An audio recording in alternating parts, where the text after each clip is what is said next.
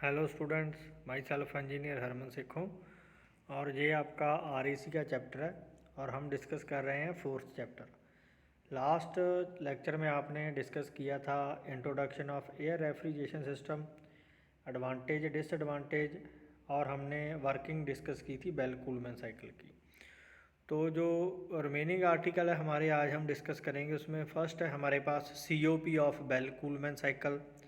पहले हमने working discuss की थी, आज हम डिस्कस करेंगे उसकी COP और वर्क डन पर kg of air, mass flow rate और रेफ्रिजरेशन सिस्टम के बारे में।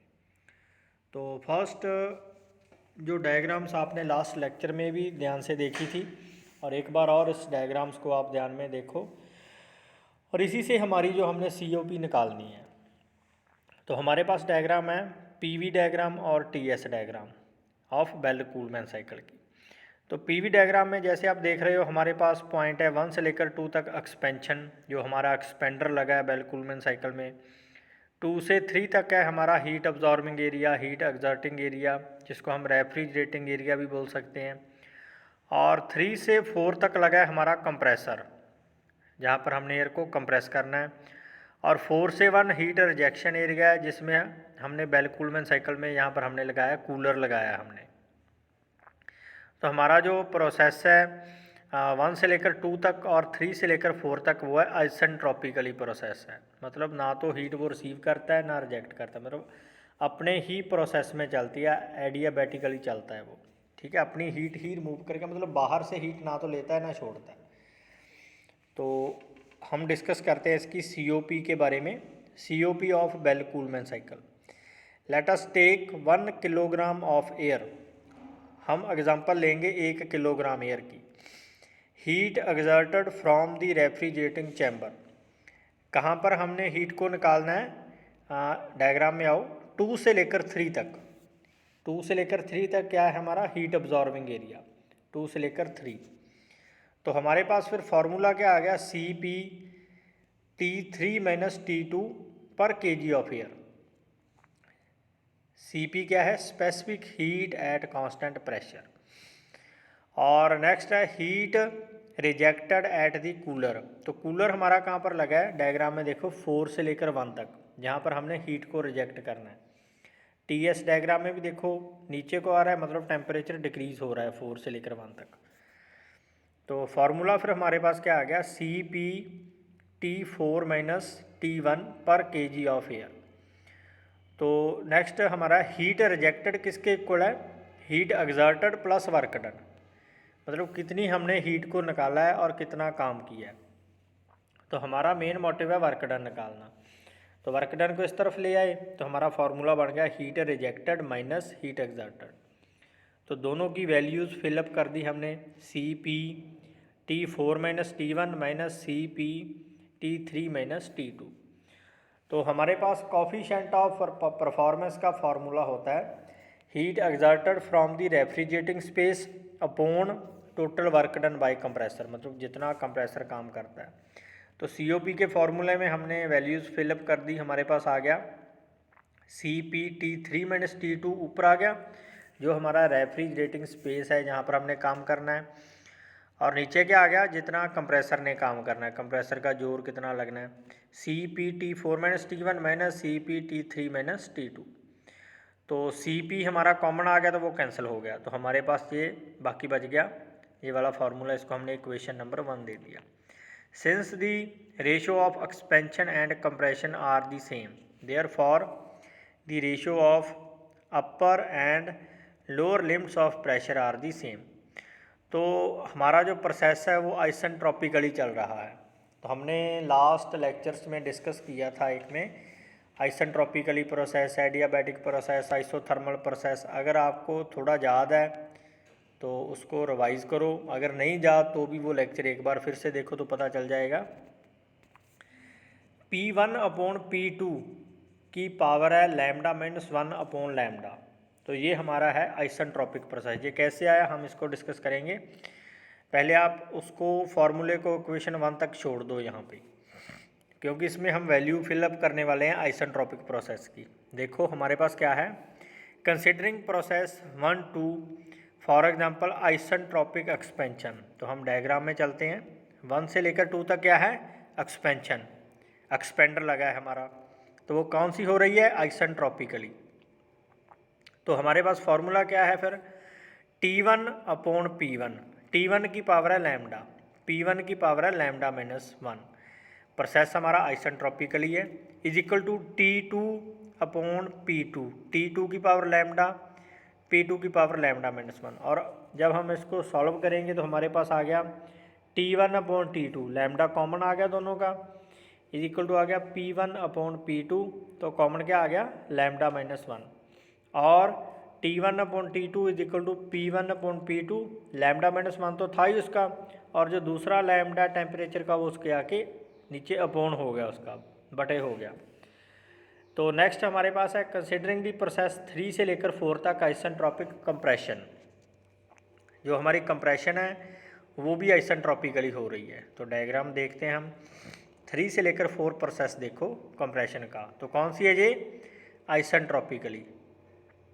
तो हमारे पास उसी तरह फार्मूला आ गया, T4 की पावर लैम्डा अपॉन P4 की power lambda -1 is equal to T3 की पावर लैम्डा अपॉन P3 की पावर लैम्डा -1, और उसको जब हमने सॉल्व किया, रीअरेंज किया, T4 अपॉन T3 तो लैम्डा कॉमन आ गया, P4 अपॉन P3 तो लैम्डा -1 कॉमन आ गया, और उस लैम्डा को हम उस तरफ ले गए तो T4 upon T3 is equal to आ गया P4 upon P3 lambda -1 upon lambda.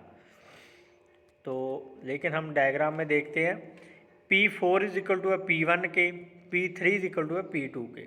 हम पीछे चलते हैं, P4 ऊपर देखो, P4 इज इक्वल टू है P1 के, क्योंकि लाइन बिल्कुल सीधी है, और pressure P2 is equal to है P3 के। तो हम इसकी वैल्यू एक दूसरे में फिलअप कर सकते हैं, because both heat absorption and heat rejection are at constant pressure, क्योंकि जो दोनों हमारे मेन प्रोसेस है कूलिंग का और हीट अब्जॉर्ब करने का, वो दोनों ही कांस्टेंट प्रेशर पे हो रहे हैं। तो हम उस फार्मूले को फिर से रीअरेंज करते हैं, T4 upon T3 is equal to, हम फिलअप कर सकते हैं जैसे ऊपर देखो, P4 अपॉन P3 की पावर लैम्डा -1 अपॉन लैम्डा है, तो P4 को हम फिलअप कर सकते हैं P1, क्योंकि दोनों सेम है, और P3 को फिलअप कर सकते हैं P2, ठीक है। तो फिर T1 अपॉन T2 किसके इक्वल हुआ, T4 अपॉन T3 का इक्वल हो गया ये, तो इक्वल किसके हो गया, P1 upon P2 lambda -1 upon lambda. तो यहाँ से हम T4 की वैल्यू निकाल सकते हैं, T1 की निकाल सकते हैं, T2 की निकाल सकते हैं, T3 की निकाल सकते हैं। जो टेम्परेचर हमारे पास मिसिंग है उसकी वैल्यू हम यहाँ से निकाल सकते हैं। तो ये हमारे पास इक्वेशन बन गई 2, T4 is equal to T1 upon T2 into T3। तो पीछे हमने COP की इक्वेशन को कहाँ पे छोड़ा था, देखो, T3 minus T2 upon T4 minus T1 bracket minus T3 minus T2, 1 equation थी, इसमें T4 की वैल्यू फिलअप कर दो। ये T4 था फर्स्ट पे, इस पे हमने फिलअप की T4 की वैल्यू क्या, T1 upon T2 into T3। तो जब हमने इस को सॉल्व किया तो हमारे पास, जब आप इसको कॉपी पे सॉल्व करोगे तो आपको ऑटोमेटिक पता चल जाएगा जो मैथमेटिकल पोर्शन कैसे एक दूसरे को कट करेंगे। तो हमारे पास बचेगा 1 upon T1 upon T2 minus T1। तो हमारे पास जो COP आ गई वो निकली T2 upon T1 minus T2। Basically आपने इस COP को याद रखना है, लेकिन आपको ये डेरिवेशन एग्ज़ाम में सॉल्व करने के लिए भी आ सकती है। तो इसीलिए जब आप ये लेक्चर सुन रहे हो तो इस डेरिवेशन को कॉपी पे साथ के साथ नोट करते जाओ, तो आपको ईजिली समझ आ जाएगा भी कैसे ये सॉल्व हो रही है। तो नेक्स्ट हमारे पास है वर्क डन पर kg ऑफ एयर। COP का पता चल गया आपको। अगर हमारा प्रोसेस आइसेंट्रोपिकली है तो हमने COP कैसे निकालनी है, लेकिन ये प्रोसेस हमारा आइसेंट्रोपिकली है क्योंकि हमने स्टार्टिंग में डिस्कस किया है इसके बारे में। The above equation will only be used when both the expansion and compression process are isentropic. If the expansion and compression process are not isentropic, but take place according to the law PV the power n is equal to constant. मतलब अगर हमारा process polytropic है, ठीक है, तो हम वहाँ पर यूज़ करते हैं n का। Then the COP is obtained from the fundamentals the work done by the compression during the process 3-4 per kg of air as following. हम डिस्कस करते हैं। वर्क डन क्या आ गया फिर 1 पे हमारे पास आ गया n/n-1, क्योंकि पॉलीट्रॉपिक प्रोसेस इसलिए हम n का यूज़ करेंगे। P4V4 - P3V3 pressure and volume का यूज़ करेंगे। और PV हमारा किसके इक्वल है, MRT, तो हम इस इक्वेशन में MRT की वैल्यू फिलअप कर देंगे। M हमारा 1 है, मास हम 1 किलोग्राम एयर का यूज़ कर रहे हैं, R यूनिवर्सल कांस्टेंट है और T टेम्परेचर है। तो P4V4 की जगह पे हमारा आ गया RT4, R हमने कॉमन निकाल लिया यहाँ से, तो T4 - T3 आ गया, क्योंकि दोनों पे हमारा आया था RT4 - RT3 आया था। M तो कांस्टेंट है, 1 है M तो R को हमने बाहर निकाल लिया, कॉमन निकाल लिया। And work done bye expander, उसी तरह हमारा एक्सपेंडर पे वर्क डन आ गया, वर्क डन 2 आ गया, n/n-1 P1 V1 - P2 V2। उसी तरह R कॉमन आ गया, T1 - T2 ऐसे हमारा आ गया। तो the net work done during cycle क्या आ गया, टोटल वर्क डन आ गया W1 - W2। तो जब हमने इक्वेशन को लिखा तो ऐसी इक्वेशन बन गई हमारे पास। तो refrigerating effect for example heat exerted during the constant pressure process 2 से लेकर 3 तक CP T3 - T2। तो COP हमारे पास क्या आ गई, refrigerating effect upon work done.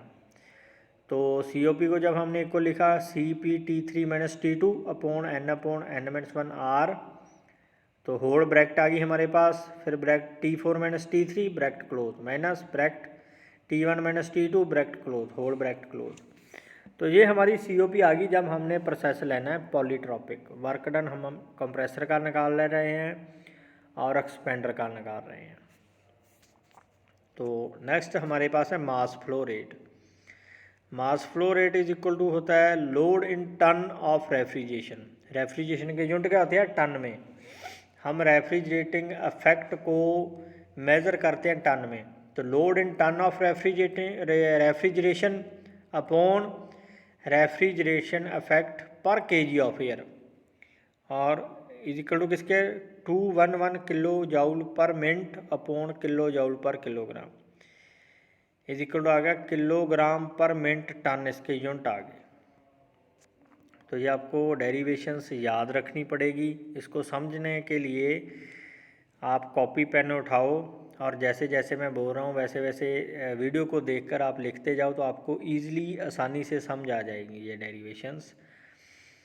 तो नेक्स्ट हमारा है रेफ्रिजरेशन सिस्टम, 4.4 आर्टिकल है। There are 2 system under the Bell Coleman refrigeration works, open system और क्लोज्ड सिस्टम। फर्स्ट है open system. As the name indicates the cool air comes in direct contact with refrigerated product store in the cold chamber. और जब हमारी ठंडी हवा direct हमारे food product है, हमारे मिल्क प्रोडक्ट के कांटेक्ट में आएगी और उसको ठंडक पहुंचाएगी, उसकी लेटेंट हीट, सेंसिबल हीट को निकालेगी, तो वो है हमारी ओपन सिस्टम। और नेक्स्ट है हमारा closed system. The cool air passes through the pipes or pipes made into coil placed in the chamber and exerted heat from cold chamber without coming in direct contact with the product stored। और जब हम उसी air को pipe में से flow करवाते हैं और उस क्लोज्ड चैम्बर में हमारे फूड प्रोडक्ट पड़े हैं और प्रोडक्ट में से हमारी जो हीट है वो पाइप्स के थ्रू जो एयर है वो निकाल रही है, तो उसको हम बोलेंगे क्लोज्ड चैम्बर, क्लोज्ड सिस्टम बोल सकते हैं। जैसे पंखा हमें डायरेक्ट हवा देता है ठंडी, तो वो हमारा ओपन सिस्टम है। अगर वही हवा हम पाइप में से अपने रूम में से फ़्लो करें और रूम में से कोई भी हवा फ़्लो ना करे और हमें वैसे ही हमारा जो टेम्परेचर कूलिंग रीजन में आ जाए, तो वो हो गया क्लोज्ड सिस्टम। तो नेक्स्ट है हमारा comparison between open and closed system. First है open system. Due to direct contact, the air picks up moisture from the product. The moisture during expansion may be choke the valve. क्योंकि direct contact में है जो air है तो वो valve को चोक भी कर सकती है, ठीक है। क्योंकि हम देखते हैं भी जब हमारा जो रेफ्रिजरेशन सिस्टम है उसमें जो एयर है मॉइस्चर जीरो होना चाहिए। जो भी हम गैस यूज़ कर रहे हैं या हमारा जो भी रेफ्रिजरेंट यूज़ कर रहे हैं, कंप्रेसर में कोई भी मॉइस्चर नहीं जाना चाहिए, वो हमारे वाल्व को चोक कर सकता है। There is no such risk in the closed system, तो क्लोज सिस्टम में ऐसा कोई रिस्क नहीं है। सेकंड पॉइंट है expansion can be carried only up to atmospheric pressure in the cold chamber, और जितना एटमॉस्फेरिक प्रेशर है उसी प्रेशर तक हम एयर को फ्लो करवा सकते हैं कोल्ड चैम्बर में। और क्लोज्ड सिस्टम में क्या है, there is no such restriction in the closed system, हम किसी भी प्रेशर पे किसी भी तरह की एयर हम मूव करवा सकते हैं। और नेक्स्ट थर्ड पॉइंट है suction to compression take place at atmospheric pressure, और जो हमारी सक्शन है वो भी एटमॉस्फेरिक प्रेशर पे होगी। और क्लोज्ड सिस्टम में क्या है, सक्शन टू कंप्रेशन में भी take place at high pressure, हम हाई प्रेशर पे भी सक्शन कर सकते हैं। फोर्थ है size of compressor and expander can not be reduced, size को कंप्रेसर के और कंडेंसर के साइज़ को हम रिड्यूस नहीं कर सकते। क्लोज्ड में क्या है, size of compressor and expander can be made smaller by using dense air, अगर हमें रिक्वायरमेंट है साइज स्मॉल करने की, हमारे पास सफिशेंट एरिया है, तो हम डेंस एयर का यूज़ करके उस एरिए को स्मॉल भी कर सकते हैं। नेक्स्ट हमारे पास एक छोटी सी प्रॉब्लम है, न्यूमेरिकल हम सॉल्व करेंगे। न्यूमेरिकल नंबर 1 है an air refrigeration system operating on Bell Coleman cycle has an upper limit of pressure 12 bar, तो अपर लिमिट हमारे पास P1 है 12 bar. The temperature and pressure at the start of compression air 40 degree Celsius, और temperature limit है हमारे पास at the start of compression, मतलब T3 है हमारे पास 40 डिग्री सेल्सियस एंड 1 बार, और प्रेशर कितना है P2 is equal to P3 है, P3 हमारे पास है 1 बार। तो assume both the expansion and compression process in flow PV की पावर n हमारे पास है 1.4 is equal to C constant. तो हमने फाइंड क्या करना है, PV की पावर n भी हमें दी गई है 1.4, तो डिफाइन हमने क्या करना है, COP of the system refrigerating effect per kg of air take CP specific heat at constant pressure हमारे पास है 1.009 किलो जूल किलोग्राम केल्विन। तो सबसे पहले आपने न्यूमेरिकल सॉल्व करने के लिए सबसे पहले तो आप डायग्राम देखो, या डायग्राम अगर आपके पास नहीं है तो डायग्राम बनाओ। डायग्राम बनाने के बाद आपको पता चल जाएगा भी आपके पास गिवन क्या दिया गया है, ठीक है। और जो गिवन दिया गया है सबसे पहले उसको नोट करो। जैसे इसमें हमारे पास क्या गिवन है, pressure P1 is equal to P4 equal to हमारे पास है 12 बार, और टेम्परेचर कहाँ पर का है, T3 का टेम्परेचर हमारे पास है 40 डिग्री सेल्सियस, और वहाँ का प्रेशर क्या है P3 हमारे पास है 1 बार।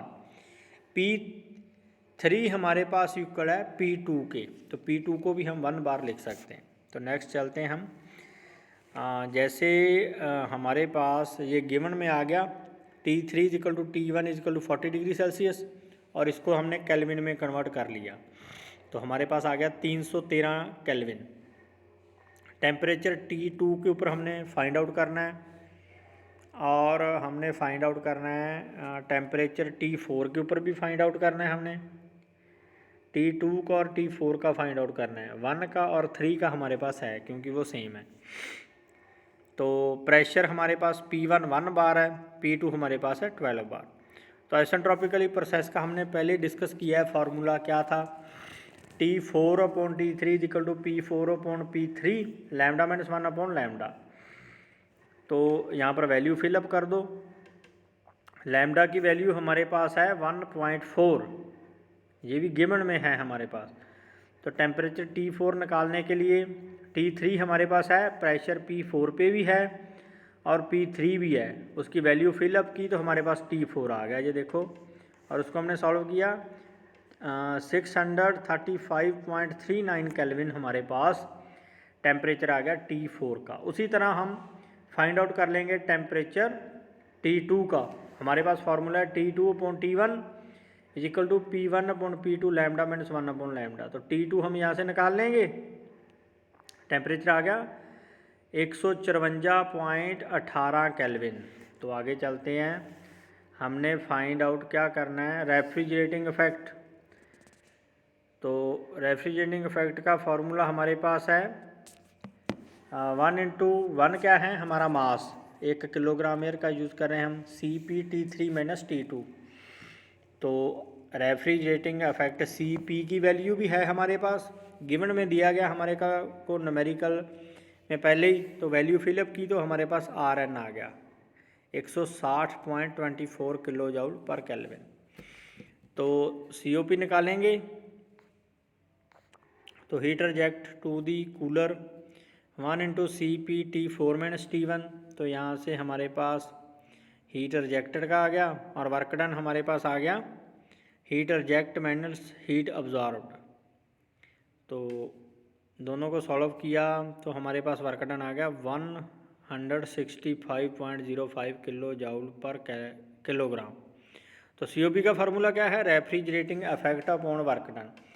रेफ्रिजरेटिंग इफेक्ट हमने निकाला था, ऊपर देखो 160.24 किलो जूल पर किलोग्राम, और वर्क डन हमने यहाँ पे निकाल लिया। तो COP क्या आ गया 0.97। जैसे ही आप कोई भी न्यूमेरिकल स्टार्ट करते हो, सबसे पहले आप स्टेटमेंट को पढ़ो, उसके बाद डायग्राम बनाओ, फिर आप लिखो उसके गिवन भी आपके पास क्या क्या चीज़ मौजूद है। फिर आप देखो भी जैसे आपने COP निकालनी है, COP का फार्मूला क्या है, refrigerating effect upon work done. Refrigerating effect आपके पास है, अगर है तो ठीक है, नहीं है तो कहाँ से आएगा, उसका फार्मूला लिखो। वर्क डन आपके पास है, अगर है तो ठीक है, नहीं है तो देखो भी कैसे आएगा। वर्क डन हमने कैसे निकाला था डेरिवेशन में, तो वो फार्मूला लिखा तो हमारे पास वर्क डन आ गया। तो हमारे पास दोनों चीज़ें सॉल्व होगी जो हमने फाइंड आउट करनी थी। COP आ गई 0.97। COP कभी भी 1 से ऊपर नहीं हो सकती, 1 से नीचे ही रहेगी। और refrigerating effect 160.24 kilo joule per kilogram हमारा आंसर आ गया। जैसे ही आप डेरिवेशन को सॉल्व करोगे वीडियो को सामने रखकर, ठीक है, जब आपकी डेरिवेशन स्टार्ट होती है उसको भी कॉपी पे नोट डाउन करो तो ईजिली समझ आएगी। उसी तरह जो न्यूमेरिकल हम सॉल्व कर रहे हैं, ऐसा नहीं भी आपने वीडियो पे देख लिया और न्यूमेरिकल हो गया, कॉपी पे सॉल्व करो। एक न्यूमेरिकल करने की ही ज़रूरत है, अगर बुक में 5 न्यूमेरिकल है तो 5 आ जाएंगे, अगर एक कोई देख लिया तो 5 नहीं आएंगे। उसको सॉल्व करो, थोड़ी सी कॉपी का यूज़ करो, तो अगर एक न्यूमेरिकल ही आपने ध्यान से सॉल्व कर लिया तो सारे हो जाएंगे। तो ये आपका 4th चैप्टर यहाँ पर कंप्लीट होता है। तो thanks to all of you, thank you.